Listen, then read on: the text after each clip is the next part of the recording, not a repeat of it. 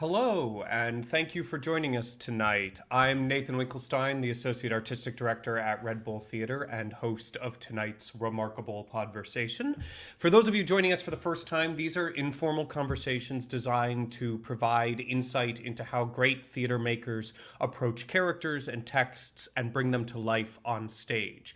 Part of that discussion is you. If you're watching this live on Facebook or YouTube, you can write questions into the comments on either of those, and I can see them on here, and I will try to get to as many of them as we can as we go along.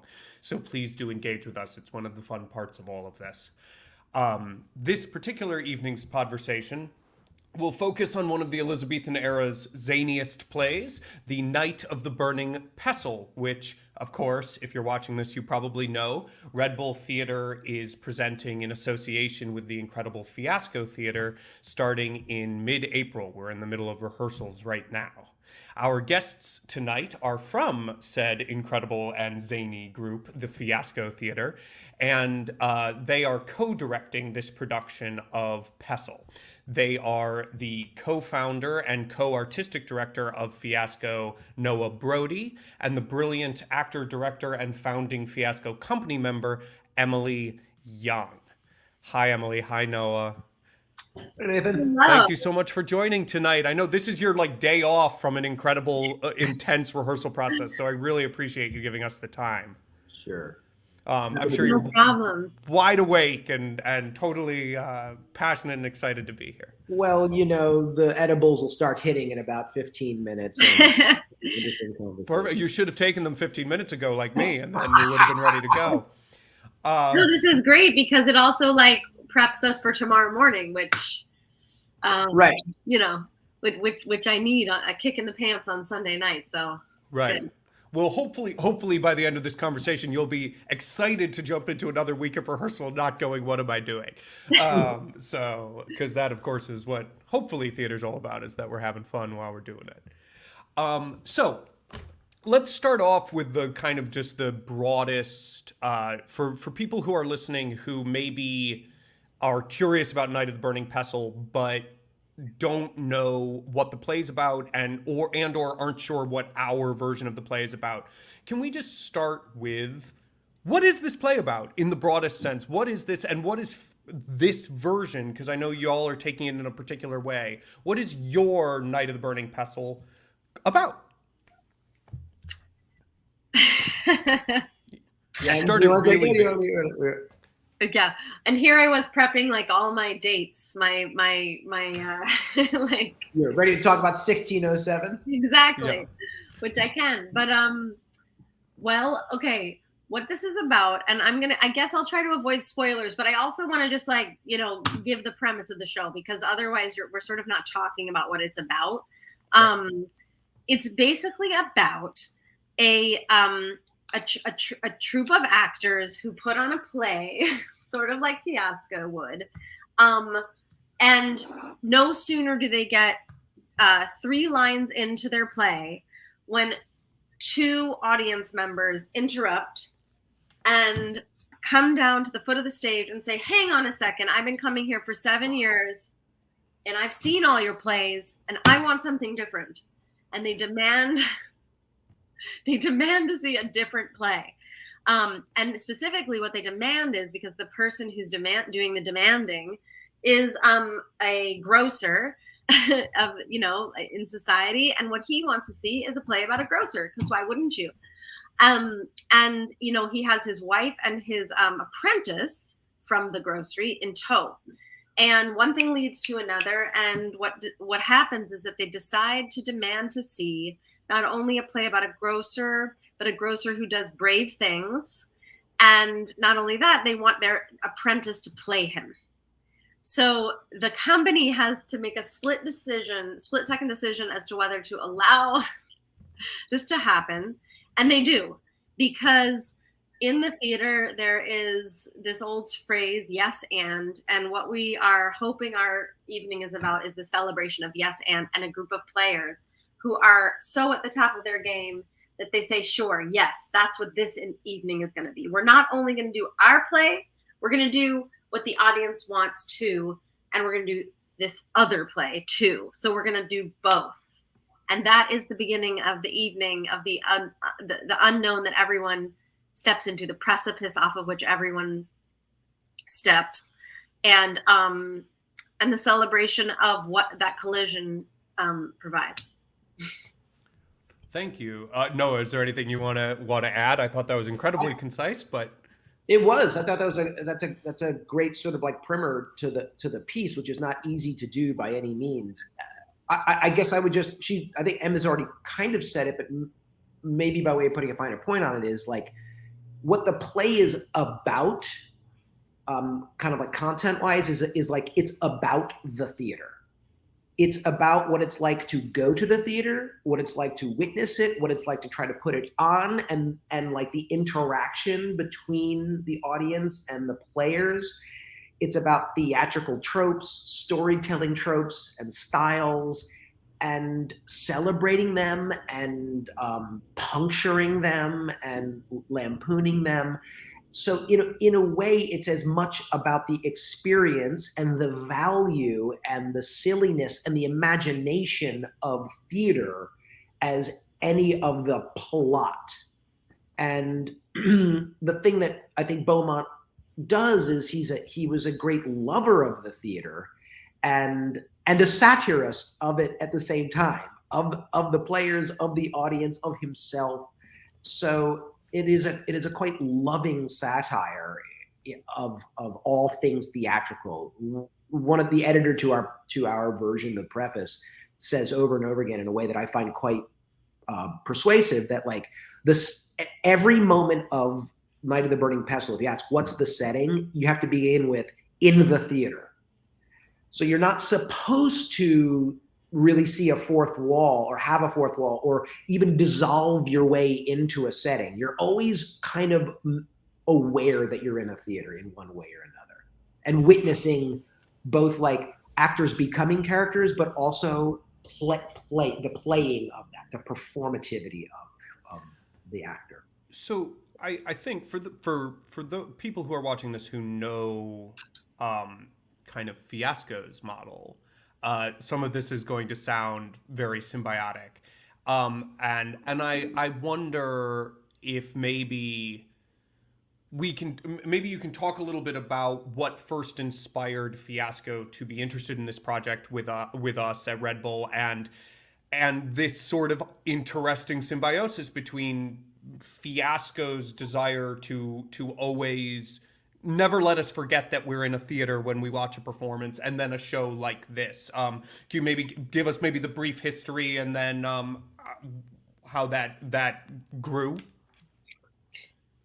Yeah, I think Noah, you talked to that because I think you brought this play to the fore. I did. This is a play that I read 25 years ago, and I giggled at incessantly at the imagining of what it might have been like in front of a Jacobean audience, and I just felt as though the doing of it would be fun for us.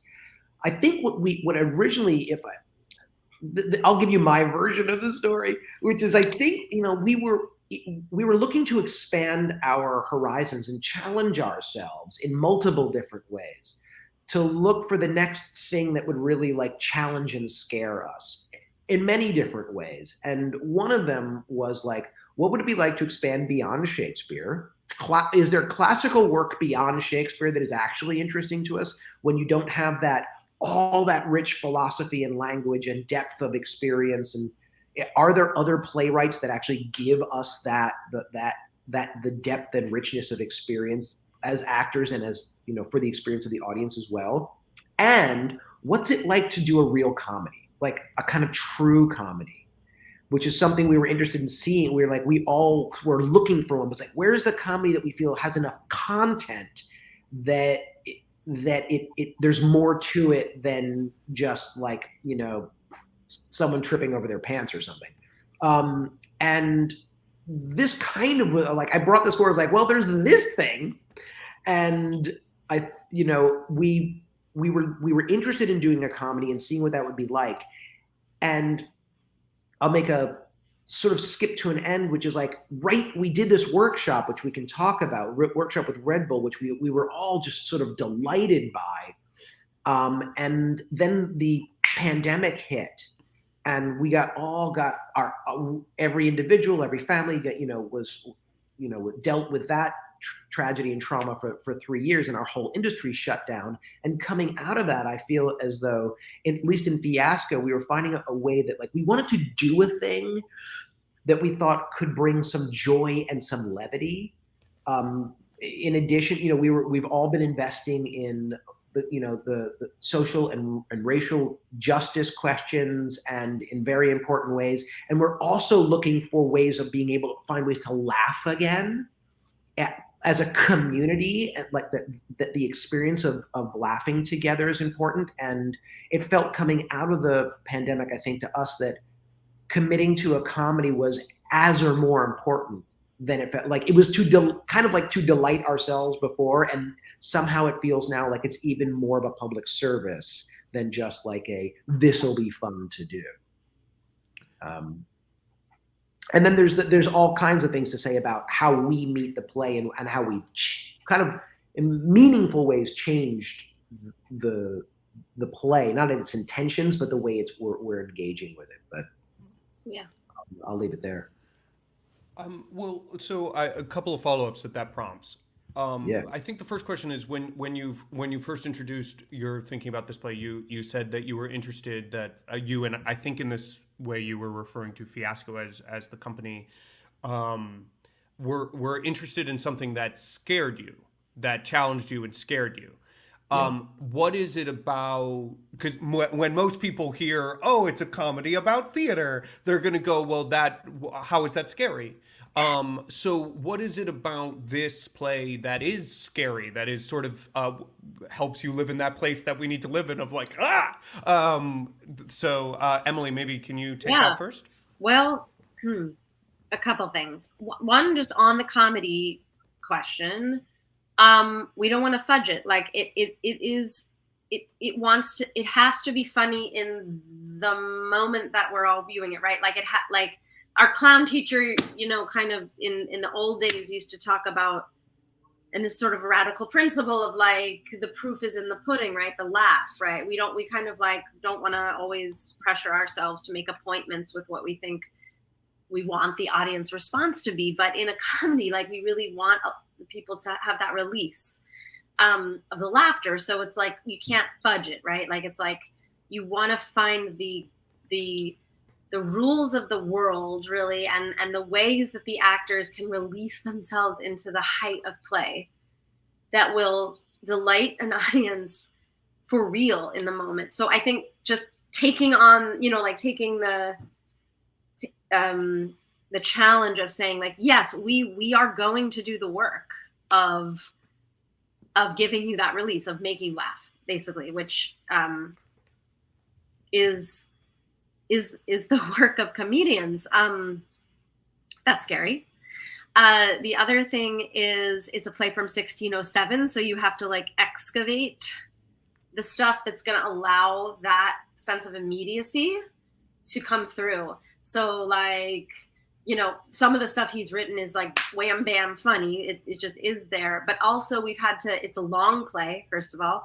Our modern ear, is so used to media that I think we have a lot of training under our belts for, like, what it is to watch a story. And so you kind of have to, like, you have to excavate, as I said, the rhythms and the circumstances from the piece that are going to pop. And I think that was, like, all of Noah and my prep work, sort of saying, like, I think this is what we're going to go for.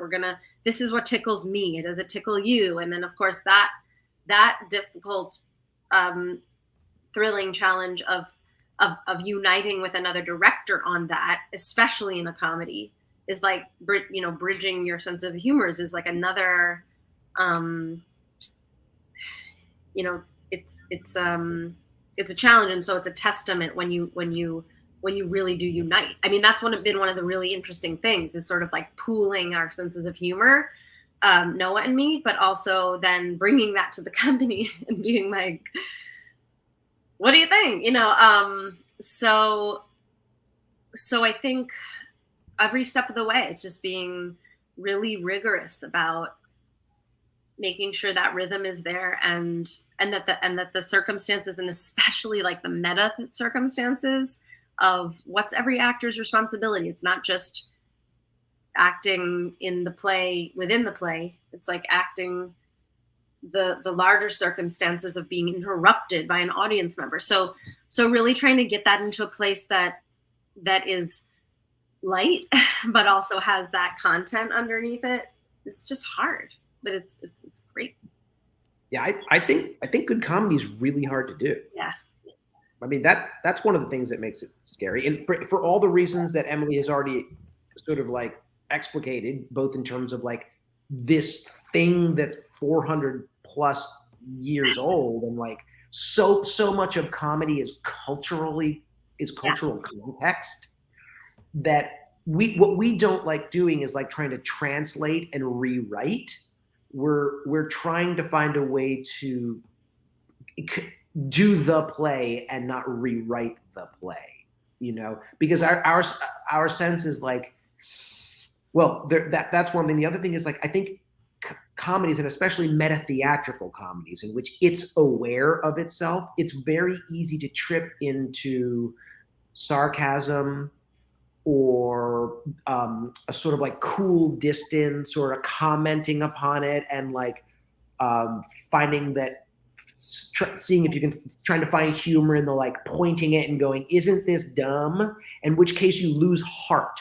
And as a company, we don't work that way. Like the company and the actors have to find a way to like pouring themselves into it, so the comedy emerges out of the human circumstances. And all of those things they're wonderful because in Shakespeare you find those moments, and they're like often slammed right up against tragedy, and you get all of this bandwidth in Shakespeare. And we've learned how to like let ourselves switch all over the place. But when something is pointed more true north toward like mirth, you have to find a way of still having balance and depth and bandwidth, without trying to thinking like, well, our joke a minute cadence has to hit 10, and therefore how many yucks can we get in? But really, like, how can the comedy emerge from the given circumstances, and not because we threw a banana on the stage for somebody to slip on. Right. It's very scary on that level, because as Emily says, like, the only feedback you get, the way you know it's working, is when people are laughing, and when they're not, they're really talking to you. The silence is deafening in comedy, where like in tragedy, you're like, maybe it's going very well. Right. And I will add one last thing, which is that we are projecting our process forward to when the audience arrives. It's not just like what's funny in the room right now. It's like, we know that the show is going to change when the audience arrives. And so that's scary too, because you're kind of like, well, we're going to do our best to build the thing that once they meet an audience will hopefully like generate more, as opposed to be a fixed thing, so the audience is the other part of the equation for the comedy. And also I just want to say that there's other genre, like there's other flavors of genre in the play. Yeah. So it's not just total farce, so we have to navigate all those things. It's very interesting. So I'm glad that you mentioned that there's other genres, because it's sort of one of those things that I think is important in any good comedy, is that in a comedy, it actually sort of sets the audience up to get hit hard by other things, because they're in sort of a light open place, and then they're like, oh crap, that's actually really sad. Or they're not like sitting and judging, they're laughing, and then they receive it. It's an interesting kind of gateway drug almost to catharsis. Yeah. But I guess I have a question, just because I find this to be such a fascinating issue, the technique of comedy. If I have seen plenty of shows that absolutely come to life comedically when the actors meet the audience. And I have also seen sometimes the same show and sometimes other shows break after a while of being too long with the audience, of like where like you start the famous thing of you stop asking for the tea, you start just asking for the laugh. So how do y'all are both talking about this combination of honesty and technique. How do you and your actors find the guardrails necessary for like being open to what the audience is giving and having that interaction, but also keeping whatever that ineffable thing is that keeps the show on track? It's a hard question, I realize, but hi, Kat. Perfect comedic timing. So, Like that. so, and I know you're both actors, so you can even speak to this as actors if you want. Like, how do you guardrail yourself while also staying open in a comedic setting? Well, you're bringing up one of the big challenges, and it's not. It's really, it's absolutely true of comedy, and it's also, I kind of feel like, true of every other moment in a play as an actor, which is to say, you have to keep working from first principles. What is the thing that I'm in pursuit of? And what's challenging, particularly challenging in the comedy, is that the laugh is so seductive. So you're going this way and you get a laugh and you hear it and like, oh, so if I point it back at you, and you go through this almost inevitable process of like, okay, this got the reaction. Great, it got a consistent reaction. What if I do it even more? And then what if I bend and like, oh, now I'm asking for the laugh, and you got to bend yourself back. And part of it is, I think part of my job as the director is giving the actor the grace of a process with that, while being the outside eye and ear that reflects like, I think you've like, it happened, and now you're actually holding for it to happen, right? And those are the moments that are that's all art, figuring out, like trying to figure out, what changed? Did the night change? Is it the difference of the audience? Is it something different that the actor did? Is it, and there's a lot of sifting that has to take place, because we got to give the actors we got to give them lanes to work within and not try to micromanage them, while also trying to figure out when is it time to give some feedback. And that's the art of it. And we shall see how good Emily and I are at that. But I know that all I can say is that we and the actors are all aware of all of those things, and we try to be disciplined about them. So that in Fiasco, we're always asking ourselves, like, okay, so what's the event? What's the story? What is the event in this moment? So that we know what we're in pursuit of, and that the answer to that is never a reaction from the audience. And as long as we all know what those things are, we can refer back to the event. Like, I think we've come off the path of seeking the event here. So to try to say what I'm hearing, maybe in different language, and then you can tell me if it's getting communicated correctly, is it sounds to me like what you're saying is that when an actor is on stage, they're operating on two tracks. They're operating like they need to keep their character driving towards what their character needs. But there is a little actor on the shoulder who's watching out for, I know that the goal of the overall play is mirth. I'm listening and I can hear through the fourth wall. And I also, I guess, need to know where to stand on stage. Like there's a little actor sort of keeping an eye, and it's the balance of those two, the character and the actor, that's the kind of tricky game. Is that right or wrong? If it's wrong, then explain more. I think my answer is like, it's right to the extent that the actor maintains an awareness that they're putting on a show. Some part of the actor, unless they're psychotic, is aware that they are performing. And that part of you that is aware you're performing is also aware of the choices that you're making, and the things that you're reacting to, and the way that you're reacting to them. And kind of like there's an awareness. There's just an instantaneous awareness. And we hope that it occupies a small part of our awareness, but it should be there. Otherwise, again, something has gone wrong.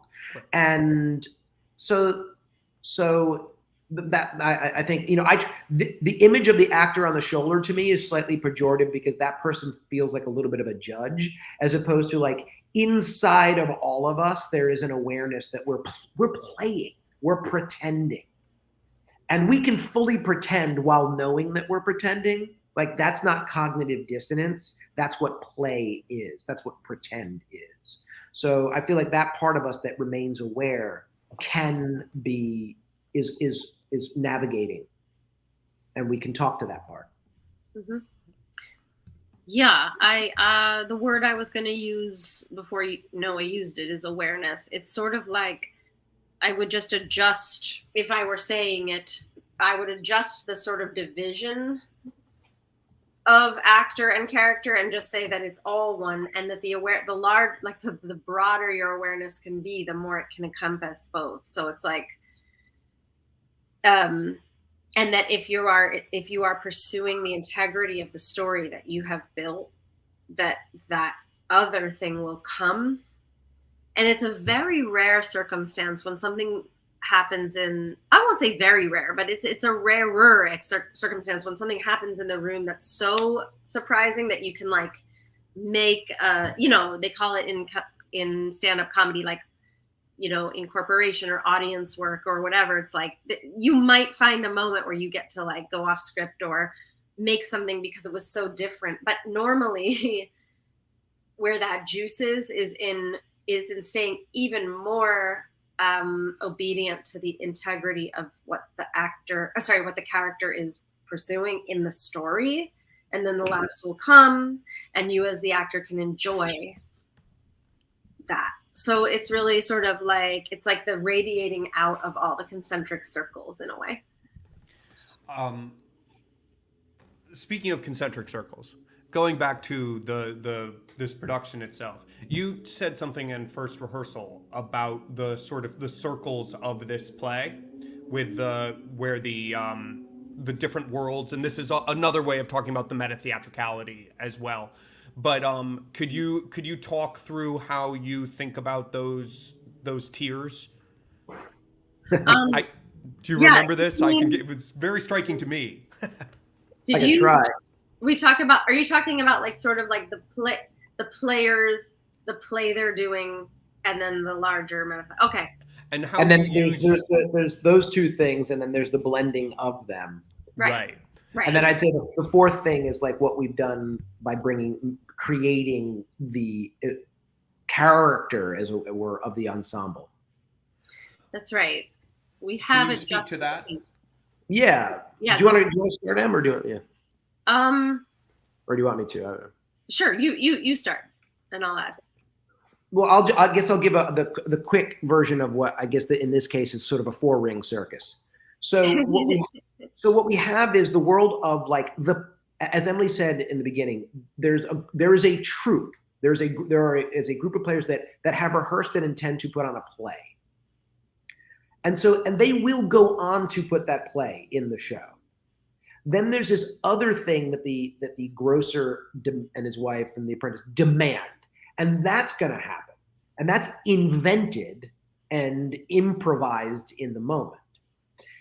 So those are two worlds. They have their own stories, their own aesthetics, their own values, and in a sense, you could think of them as running on parallel tracks. Except what we're doing, and I think what Beaumont has done, is they actually collide into each other, and then what you have is a third thing that happens in which they are affecting each other. And so those are 3 separate worlds that we're trying to keep, we try to create distinct from each other, and then kind of track like, okay, at what moment has this bled over? At what moment has the actor or the company members decided, you know what, we're inventing this thing over here. Why not let ourselves have a little invention in this thing that we already rehearsed? But the spirit of them infects each other. So those are three. And then the thing that we've kind of, in a sense, invented in our production of this is, in Beaumont's play, my understanding at least is like there's a company and of child actors, which we can talk about or not. But essentially what happens is the characters, not the actors, the characters enter for their scenes and leave. And they come and go and they come and go. And occasionally somebody comes from off stage that is a representative of the company to talk with the citizen and wife. But what we don't have is the actor. There's no identity of the actor as someone that we're relating to. There's just the characters. But doing things as we do, we've created this as a fiasco production. Well, in a fiasco production, the audience has a direct relationship to the actors and not just the characters. And so we've tried to incorporate that thinking into this play. So there's also the individual actors and the ensemble spirit that has a direct relationship to those three rings as well. And those things are all bobbing and weaving, and bubbles are merging, and we're all trying to track what's happening in this moment. Is the actor responding? Is the character responding? How good is the actor at improvising? It's all of that kind of stuff that we're trying to track through to the best of our abilities, as well as I don't know, give something a try and let's see how it goes. Emily, did you have any follow-up on that? Yes, no, just no, that's brilliantly put. And it starts with a scene. Beaumont gives a lot of time, meaning like a page and a half of interchange between the citizen, which means these two audience members, citizen and citizen's wife, and the ensemble. And there are lines there. There's text. As we move forward in the play, there are a couple moments where we get text from the actors saying talking to the citizen about what this is going to do to continue to interpolate the story of the night into the, but we don't get a lot. It's not like, noise is off, where a lot of real estate of the play is about the thing that play is relishing in is process, is basically mistakes and then what happens backstage and what happens between the actors. It's different here. So now I really am into this concentric circle metaphor, because it's kind of it emanates out from that initial collision. And then we kind of just have to experience that the actor is inside of the character, by which you could also say it's a mask almost. That you just know somehow intuitively that actor is the intelligence center behind the character. So it's not like you're losing the actor, but this goes back to the question you just asked before, is and this is in this next week, Noah, just between you and me, I'm really interested in this, is don't worry, nobody else is listening. I think my husband is. Anyway, is that I think somehow miraculously you sort of just get that there is an intelligent actor inside of the character. So you're not worrying that actor isn't saying, wait, you really want me to do that? It's just that they're doing it within the virtuosity of playing the mask. And that is really fascinating in this play. And then every once in a while, someone will say, we can't do that. Our plot is going to go awry. And I think that's a tent pole. But, the actors in our play have been struggling with, rightfully so, with, well, why don't we say, something? And short of writing a new line, I think we're sort of finding how the worlds engage with one another. And again, in this magic trick of theater. Basically. I feel like one of the challenges that we're all navigating, the actors are navigating beautifully, is there's the audience's experience is different from the actor's experience. Mm-hmm. And that's often a challenge for the actor to navigate, because you can't quite know what information is the audience tracking? What are they tracking? Are they tracking? Do they understand? And what Emily's speaking to, and I agree with, is somehow as an audience member, I always know that there's an actor back there making this thing up. And so we don't need to spend time communicating that they're making it up. Right. But the actor doesn't necessarily know that the audience maintains that awareness all the time. So and sometimes the play is asking for them to drop that mask and go, Right. wait a minute, what's going on? And so when do you do that and when do you don't? These are the fiddly bits that really speak to like the challenge of like what makes the thing snap and crackle and move forward and not just like grind to a halt and become like 6 characters in search of an author looking at each other and going like, what do we do now? You know? Yeah. Especially when, in my estimation anyway, that like one of the big differences between like this play and Noises Off or something like The Play That Goes Wrong is like, and I love those. I love both of those plays and both of those genres. Is like in the plays that goes wrong, what you're doing is you're set up to know what's supposed to happen, and then you're seeing how it's not happening correctly. And that's also true in Noises Off. But you're sort of watching how they navigate the problems. But in this play, it's not, things don't go wrong. Scenery doesn't fall down. The actors are not inept in any way. They're actually extraordinarily apt.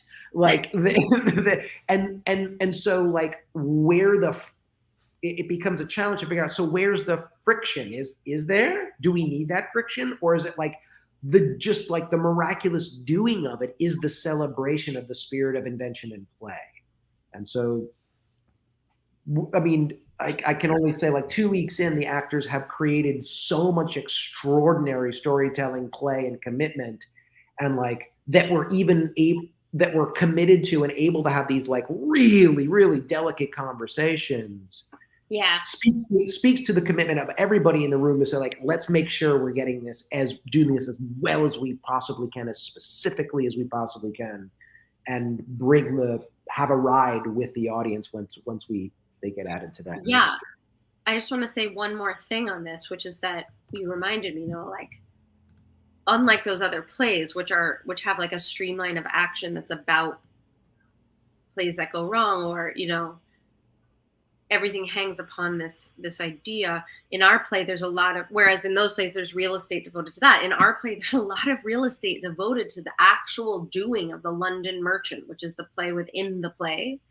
And I feel like it's a gauntlet to us, the directors, but also the whole company.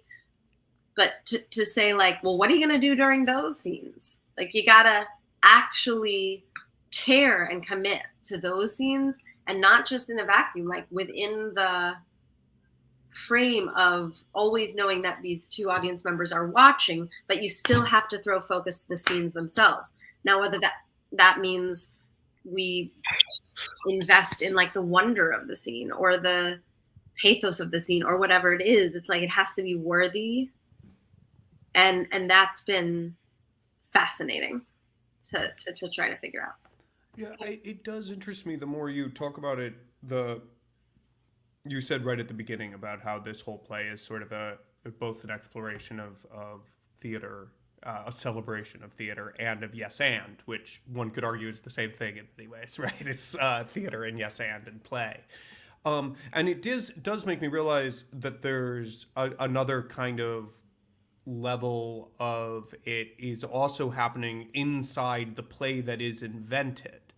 Because the play that is invented is a Don Quixote style play that then requires characters, not actors, characters to yes and the knight's fantasies.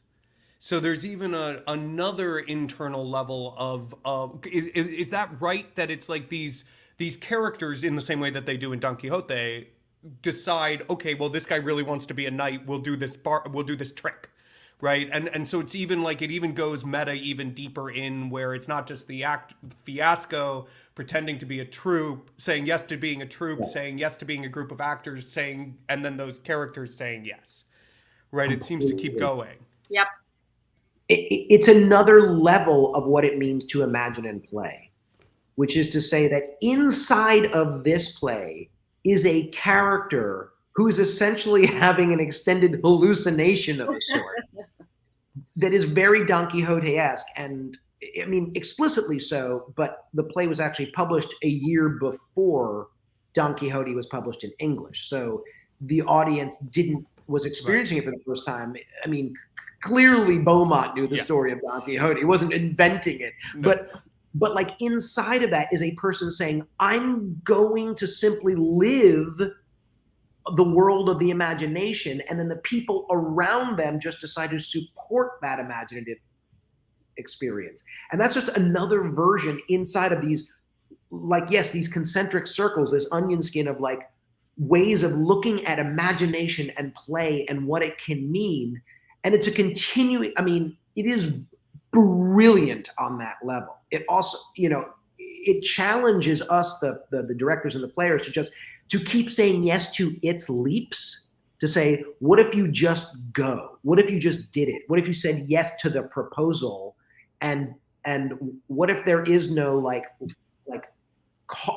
causal chain that leads you there? Like, it's very childlike in that way. Like my son has no problem like playing with a Paw Patrol character and Darth Vader, you know, can play together, you know, and instantaneously. And that's not a problem for him. I just have to leap with him. And the play challenges us to do that as well at times, while it's being quite deft in exploring all these ways that we play and pretend, and in different spheres, and in like what are healthy and unhealthy versions of that. Yeah, it seems to almost celebrate the contagion of yes and. Of if you start saying yes and, it becomes easier and easier to say yes and to lots of things. Even your characters say yes and at that point, right? Like, which is kind of, it's exciting, and I don't know, it feels important to me in our current world that people saying yes and playing and not being cynical and being joyful with one another, like that feels like a play that says something to us. And this really is a play almost profoundly without cynicism.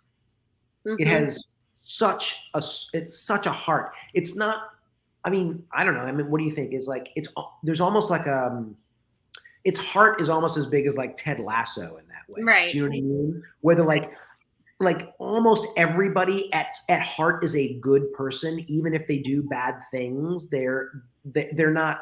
It doesn't believe in people being sort of like corrupt or bad. It believes in the goodness of people, and in like the pursuit of mirth and joy, and like a life of pleasure well led in a way. Yeah. Even in the beginning, the beginning of The London Merchant, there's a prologue that the actors have rehearsed, which talks about how, you know, we're not gonna, all private insults fly from hence, meaning it's sort of referencing what actually Beaumont writes about in the beginning in a preface, is like, we're not going to do the thing that other shows have done, which is about like roasting certain people, or like for the fun of theater. You know, we're not gonna skewer people and do that thing. So it's baked into its philosophy, and the pursuit of mirth. But one thing that is interesting, and the editor in our book talks about, is there are jagged edges. Like, there's some cruelty in it, that I think he sort of that Beaumont is including purposefully. I think there's some dark, shades, probably because it gives you something that gives some dramatic tension between what the philosophy of the piece is, which is to pursue mirth. And actually it does it in the one character who has some cruel moments. Old Mary Thought, who sings about, why waste time basically being anything but mirthful. But then some of the people he taught, he's sort of in scenes with, get frustrated by him because he's in the same way that he's categorically for that, he's like rejecting them a little bit. But it resolves in the end, and that's something that I'm still interested in thinking about, which is, I think Beaumont is just basically serving up a tension in our lives, which is about like, he's not wrong that you could live your life based on just singing. singing yourself through the hard times. Yeah. It doesn't mean that it's not jagged. It's not a navigation to come around to his philosophy. I don't know. I'm sort of thinking about this out loud because it's But, now we're into like the deeper layers of the piece. but, But but I think, go on. Yeah. No, I was just gonna say, I think you're raising a really good point, which is that all of his characters in the play, Yeah. I believe this might be true, that all of his characters have moments of real cruelty and lack of empathy. Mm-hmm. And that I think to Beaumont, and I'll just say that I kind of feel this way, is that doesn't prevent me from seeing the goodness and humanity of those characters, or Right. or that he fundamentally believes in them, but rather it makes them more real because they aren't just two-dimensional or just archetypal or Right. something, but rather good people have really bad moments, and bad people actually can have really beautiful redemptive moments.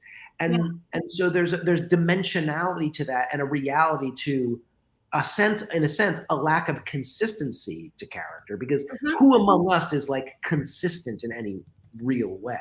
Right. You know? Right. So Even the bluster of the citizen sort of is revealing of his like love for the theater. So it's really Yeah, it feels. I mean, it's interesting the question y'all are raising, and for the audience, I mean, maybe the audience needs a little bit of who Old Mary Thought is. Can one of you give a really brief overview of who that character is, just so we kind of know what the question is? Sure. So one of the characters in the play is a guy named Old Mary Thought. He's the patriarch of a like upper middle class family. And for the last however many months, you've been sort of led to believe that he's been squandering the family money. Well, the family money actually, and has been drinking and eating and making merry, and that all he does is sing. And the content of his songs is always about, why should I be sad? If this thing happens, I'll just sing about it. If my son goes to the gallows, I would sing. If there's really no other way to be. But his wife is confronted with the reality of keeping the family together, and there are two sons, and one of them comes in with a crisis of having been fired by his boss, and what are we going to do? So the real life nitty gritty of how to survive, basically. And she has some money saved up, so she leaves because it's just too frustrating to be interfacing with the husband who won't talk about reality, but like squanders all his money and says that it's all towards the like supporting the philosophy of living life in mirth. So he really is what his character is and is introduced as. And what do we think you say you're struggling with it. It sounds like a question to be struggled with. I mean, there are so many morality tales one can think of about the frankly, the evil of pursuing only one's own mirth, the wouldst thou like to live deliciously, or the primrose path of dalliance, or all of these, like the evil of nihilistic pleasure. And this play does seem to pursue, as we have said, mirth and pleasure, but perhaps is arguing that it's not nihilistic, in which case I wonder, why is the play not nihilistic? Like, why is... I don't know what I'm saying exactly, but there's a question there that strikes me as fundamental. I mean, it is a fundamental question. I don't know, at this moment we are struggling with it, I don't know if that has a resolution. But I think that in a way, Mary Thought is also a kind of Don Quixote, which is to say, you can just choose a perspective on the world and live that way. But the rest of the world works awfully hard to allow that person to live that kind of life. And I think that we as an audience member are acutely aware of the absurdity of the extent to which Mary Thought lives out his philosophy, as well as Don Quixote. So I don't think the play is saying this is the way to live in the world. Right. It knows it's absurd, but it's also kind of saying, but look at these things around it. look at this way of living. Is that what you want? Is this what you want? They too are not necessarily, you know, whether it's like the merchant commoditizing her daughter, or, you know, or being the penny pincher by comparison to the spendthrift, that it sees foibles in many different ways. And I think it's saying, like, on balance, life is tough, and you're better off seeing it, finding the pleasure in those tough moments than you are sinking. I mean, I can just, my dad, who had, was a prisoner of war and all this kind of stuff, his philosophy on life was, when you have to do something hard, make it a game. Like, that's how you get it through. It's not that your life isn't going to be hard, but you can find a way to have a pleasurable perspective on that. And I kind of feel like the play does that as well. It doesn't ask us to be merry thoughts. It doesn't believe in that. It just believes in some aspect of that spirit. Mm-hmm.